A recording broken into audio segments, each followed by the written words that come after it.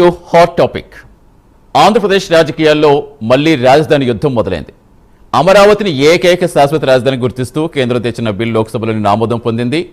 అయితే ఈ టోటల్ ప్రాసెస్లో వైసీపీ అనుసరిస్తున్న వైఖరి ఇప్పుడు హాట్ టాపిక్ అయింది. లోక్సభలో వాకౌట్ చేస్తుంది వైసీపీ. మేము అమరావతికి వ్యతిరేకం కాదు, కానీ ఈ బిల్లుకు వ్యతిరేకం అంటోంది. అమరావతికి వ్యతిరేకం కానప్పుడు చట్టబద్ధత కల్పిస్తుంటే అడ్డుకోవడం దేనికనేదే సామాన్య ప్రజల ప్రశ్న. మరి అయితే ఈ బిల్లుపై మాజీ సీఎం జగన్ కూడా నేను తీవ్రస్థాయిలో విరుచుకుపడ్డం మనం చూస్తాం. అమరావతిని ఒక వైట్ ఎలిఫెంట్గా అభివర్ణించడమే కాదు, కేవలం అవినీతి నిలయంగా మారిందని, రాష్ట్ర ఖజానాపై ఇది మోయలేని భారం అవుతుందని తెలిపారు. అసలు రాజ్యసభలో మరి వైసీపీ వ్యూహం ఎలా ఉండబోతోంది? బిల్లుని అడ్డుకునే బలం ఉందా?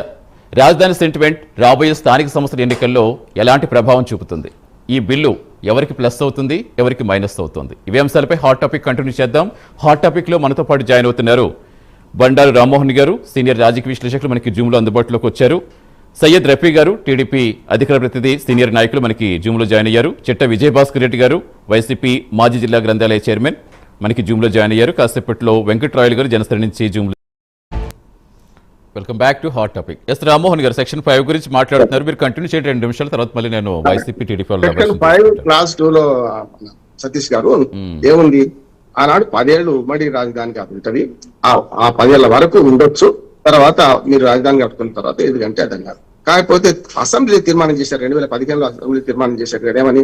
అమరావతి రాజధాని చేశారు. దానికి వైసీపీ కూడా అంగీకరించింది. ఆనాడు భూమి సరిపోదన్నది, ఇంకా ఎక్కువగా ఉన్నది చూసాం. తర్వాత ఏమైంది? అమరావతి రాజధానిగా శంకుస్థాపనకు మోడీ గారు వచ్చారు. మట్టి నీళ్ళు తెచ్చినా ఏం తెచ్చినా మొత్తం మీద అయిపోయింది.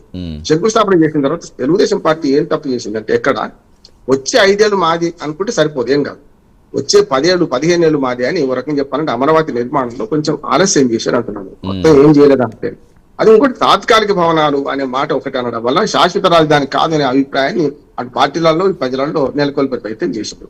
అన్నిటికంటే అద్భుతమైన విషయం ఏంటంటే ల్యాండ్ పూలింగ్ ద్వారా ఇప్పటి వరకు మొత్తం 8,000 కోట్లే ఖర్చు పెట్టింది. ఎక్కడ ల్యాండ్ పూలింగ్ ద్వారా అయితే రూపాయి అయితే పరిహారం ఇయ్యలే కదా, ల్యాండ్ అక్విజిషన్ లేదు కదా.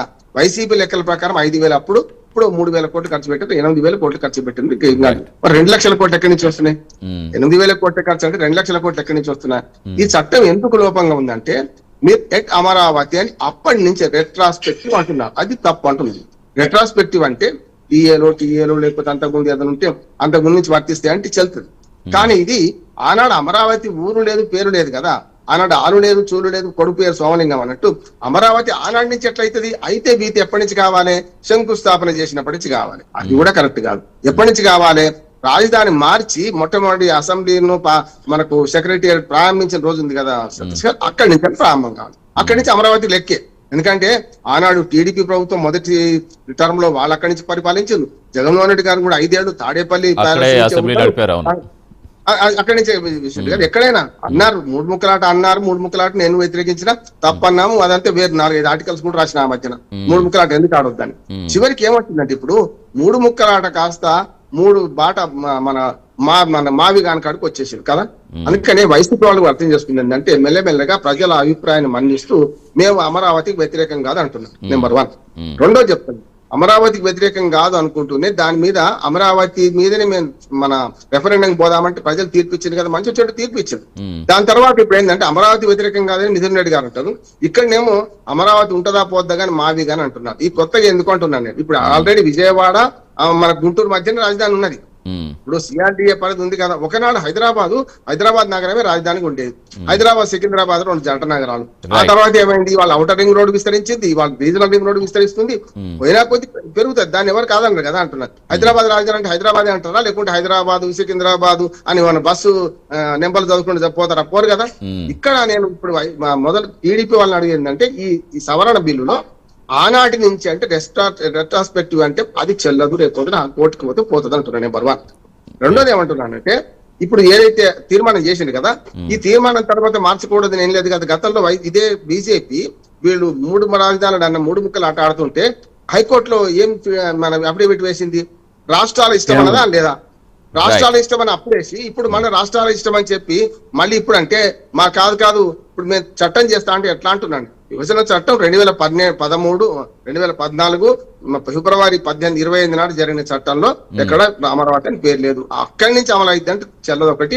రెండోది ఏంటంటే ఇప్పుడు ఏదైతే మరి చట్టం చేస్తున్నారో ఈ చట్టం రేపు కోర్టులో చెల్లకుండా పోతున్నాం. అవసరం కాదు, అవసరం లేదు, కానీ ఖచ్చితంగా ఒక అనివార్యత వచ్చిందని నేను అంటున్నాను. ఈ అనివార్యతను ఆసరా చేసుకొని కేంద్ర ప్రభుత్వం కూడా కొంచెం నాటకం ఆడుతుంది అంటున్నాను. రేపు పొద్దున వీళ్ళు అధికారం ఉన్నది కనుక, మన కూటమి ప్రభుత్వంతో అవసరం ఉంది కనుక ఈ పని చేస్తున్నారు. రేపు పొద్దున మళ్ళీ ఇదే వైసీపీతో అవసరం పడదు అనుకోండి, మళ్ళీ అదే అఫిడవిట్ ముందరకు వస్తుంది కదా అంటున్నాను నేను. రఫీ గారు తీసుకుంటాను దీనికి. రఫీ గారు కోర్టు కూడా, హైకోర్టు ఏమన్నది, అమరావతి రాజధాని ఒకసారి ఆల్రెడీ ఫిక్స్ అయిన తర్వాత మీరు ఎట్లా చేస్తారన్నది. 6 నెలల్లో కట్టుమన్నది. 6 నెలలు ఎట్లా కడతారు? రోమ్ నగరం ఒకటే రోజు నిర్మాణం కాలే కదా. ఎట్లా అంటే సుప్రీంకోర్టు స్టే ఇచ్చింది, చూసినాం కదా. సుప్రీంకోర్టు కూడా చివరికి ఏమన్నది, ఇదే రాజధాని అన్నది.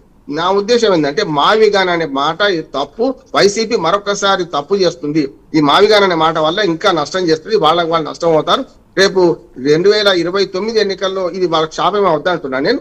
ఏమన్నా కానీ మంచి వచ్చినట్టు నిర్ణయం తీసుకున్నా ఈ రాజధానిని అందరూ సమర్థిద్దాం. చట్టం అయినా కాకుండా ఈ రాజధాని కొనసాగిస్తే బాగుంటుంది.